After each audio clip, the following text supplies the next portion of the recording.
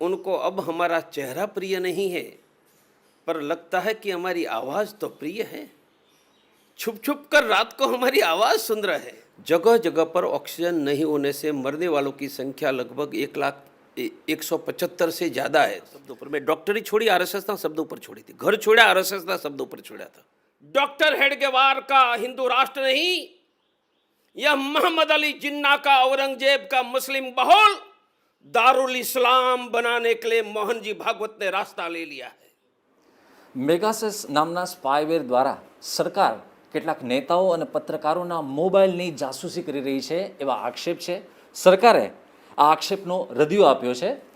જે કેટલાક નેતાઓના મોબાઈલ ફોનની જાસૂસી થઈ રહી છે એમાં એક નામ આંતરરાષ્ટ્રીય પરિષદના અધ્યક્ષ પ્રવીણ તોગડિયાનું છે. પ્રવીણભાઈ, તમારું પણ નામ છે. આ કેટલાક મીડિયામાં ચમક્યું છે કે જાસૂસી થઈ રહી છે વિશે તમારું શું કહેવું છે? નમસ્કાર. મારું સ્પષ્ટ કહેવું છે कि प्रवीण तोगड़िया जो टेलीफोन पर बात करता है वही बात लाउड स्पीकर पर डंके की चोट पर करता है और वही बीबीसी के पत्रकार के साथ करता है। हमारा अंदर का बाहर और बाहर का अलग नहीं है, अंदर बाहर एक है, इसलिए हमें कोई छुपाना नहीं है।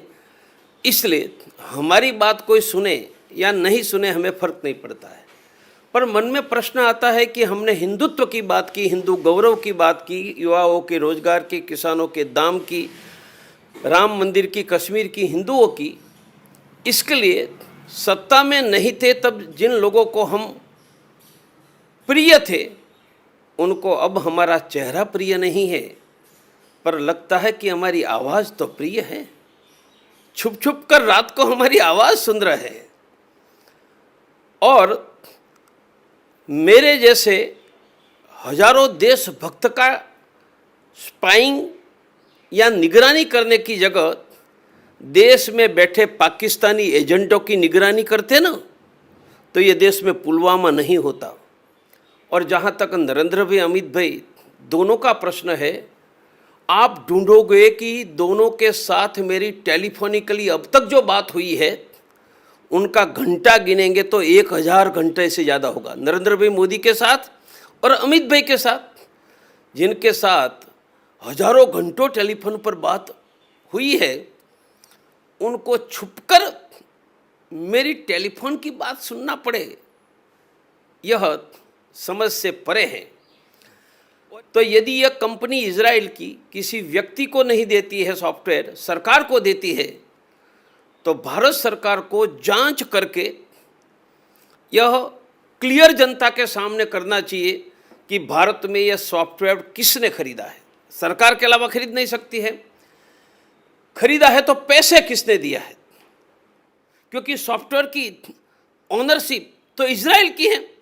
मानी कहीं भारत के देशभक्त नागरिकों की निगरानी करके देशभक्त नागरिकों की जानकारी पाकिस्तान तक नहीं चली जाएगी? हम कर क्या रहे हैं? खतरा हमें पाकिस्तानी एजेंट से है। खतरा देश के किसी राजनीतिक दल के व्यक्तियों से, किसी पत्रकार से, किसी प्रवीण तोगड़िया से नहीं है। देशभक्त से तो पाकिस्तानी एजेंट डरते हैं। प्रवीण तोगड़िया देश के राजनीतिक दलों के नेता और पत्रकार जैसे देशभक्तों से डरने वाला हिंदुस्तान में है कौन? प्रवीण भाई, अब बात नहीं कर सकते कि भाई मेरा नाम भी इसमें अगर है फ़ोन टिपिंग वाले मामले में, जासूसी वाले मामले में, तो क्यों है? आपका उनसे एक नाता है, तो टेलीफोन पे आप अमित शाह और नरेंद्र मोदी से भी बात कर सकते हैं। मेरा अब वही कहना है कि हजारों घंटों हमने कभी लैंडलाइन मोबाइल से बात की है, तो छुप छुप कर नरेंद्र भाई मोदी और अमित भाई मेरी बात सुनेगा, वो मानता नहीं हूँ। उनके नंबर मेरे पास है, मेरे नंबर उनके पास है।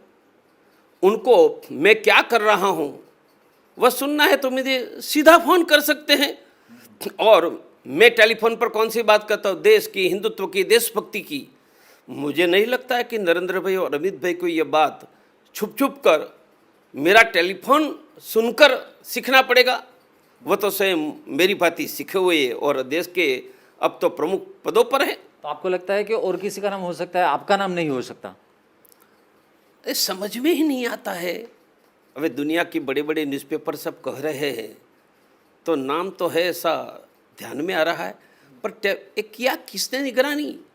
क्योंकि भारत में है तो भारत सरकार ही कर सकती है। તમને એમ લાગ્યું કે તમારું પણ નામ હોઈ શકે છે એવા સમાચારો વહેતા થયા, એ પછી તમે કેટલા એલર્ટ થઈ ગયા છો? હું કોઈ એલર્ટ નથી. ગઈકાલે કોંગ્રેસે એવો આક્ષેપ કર્યો છે કે આ એક પ્રકારની ગુજરાતમાં પણ આ પ્રકારની સ્ટાઇલ અપનાવી હતી અને હવે એ લોકો કેન્દ્રમાં પણ આ જ પદ્ધતિ અપનાવી રહ્યા છે. અગાઉ ગુજરાતમાં પણ હરેન પંડ્યાથી લઈને ઘણા બધા લોકોના ફોન ટેપિંગ થયા હતા. એ જ મોડેલ હવે કેન્દ્રમાં અપનાવાઈ રહ્યું છે. તમારું શું કહેવું છે? नहीं, मैं कांग्रेस ના, કોંગ્રેસે આ સરકાર ઉપર આક્ષેપ કર્યો છે. वो कांग्रेस और सरकार और भाजपा जाने, તમને એવું લાગે છે? कांग्रेस सरकार और भाजपा जाने, मुझे नहीं जानना है. બીજી વાત એક એ છે કે હમણાં જ અગાઉ રાજ્ય સરકારે નિવેદન આપ્યું હતું અને હમણાં કેન્દ્ર સરકારે આપ્યું છે કે કોરોના દરમિયાન હોસ્પિટલમાં ઓક્સિજનના વાંકે કોઈના મરણ થયા નથી. जगह जगह पर ऑक्सीजन नहीं होने से मरने वालों की संख्या लगभग 1,175 से ज़्यादा है, और वह सभी टीवी पर विजुअल और न्यूज़पेपर में आया है. मुझे लगता है कि इसमें सरकार ने कॉज ऑफ डेथ, केंद्र सरकार ने जो फॉर्म भेजा, जो फॉर्म में लिखा है कॉज ऑफ डेथ न्यूमोनिया था, कोरोना था, हार्ट अटैक था, उनमें ऑक्सीजन के अभाव के कारण मरे, वह जगह ही नहीं थी. तो राज्य जानकारी देंगे कहाँ? और राज्य जानकारी नहीं देंगे तो केंद्र सरकार के पास जानकारी नहीं आएगी. मिनिस्टर को और संसद में क्या बोलना उनको तय करना है, परंतु मुझे लगता है कि ठीक पद्धति से जानकारी नहीं ली, नहीं मांगी, इसलिए राज्यों ने नहीं थी, इसलिए नहीं आई. ऑक्सीजन के अभाव से देश में मृत्यु हुआ है.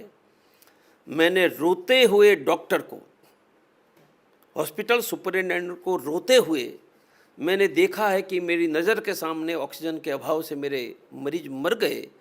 ये सत्य है. બીજું કે મોહન ભાગવતે હમણાં થોડા દિવસ પહેલાં એવું કહ્યું હતું કે ભારતીયોનું ડીએનએ એક જ છે, તમામ ભારતીયોનું ડીએનએ એક છે. અને હવે હમણાં ગઈકાલે એમણે કહ્યું છે કે સી અને એનઆરસીથી મુસ્લિમોએ કોઈ ગભરાવાની જરૂર નથી. मोहन जी भागवत ने जो कहा कि हिंदू और मुसलमान का डीएनए और पुरखे एक है,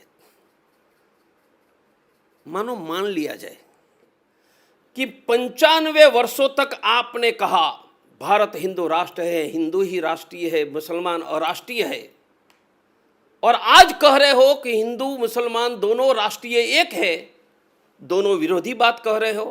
तो मुझे बताओ, 95 साल तक कहते थे वो झूठ कहते थे, हिंदुओं को मूर्ख बनाया, भाजपा को सत्ता में लाने के लिए हिंदुओं को मूर्ख बनाया, प्रवीण तोगड़िया जैसे कैंसर सर्जन की कैरियर बर्बाद की, और वह सच था.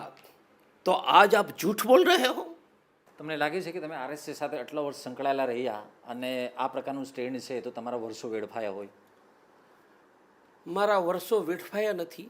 કોઈ પણ સત્કૃત્ય કોઈ પણ કરે, એ સત્કૃત્યનું સારો પ્રભાવ માનવ જાતિ અને સૃષ્ટિમાં રહેશે.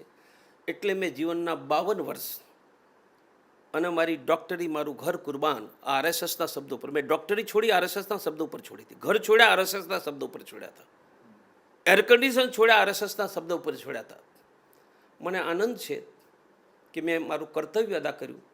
એમના કહેવાથી કર્યું હશે, પણ મેં કર્તવ્ય અદા કર્યું, એનું મને દુઃખ નથી. મને દુઃખ એ છે કે ભાજપને સત્તામાં લાવવા માટે હિન્દુત્વનો ઉપયોગ કરીને 95 વર્ષ સુધી મારા જેવા લાખો સંશોકોને આરએસએ મૂર્ખ બનાવી મને બરબાદ કરવાનું શરૂ કર્યું. અને જ્યારે હિન્દુઓના વિજયની અંતિમ ક્ષણ આવી ત્યારે મુસ્લિમ બહુલ ઇસ્લામિક રાષ્ટ્ર બનાવવાના રસ્તાનું નેતૃત્વ મોહનજી ભાગવત કરીને સંપૂર્ણ આરએસએસના લાખો સંશોકને આ ખરાબ રસ્તે લઈ જઈ રહ્યા છે.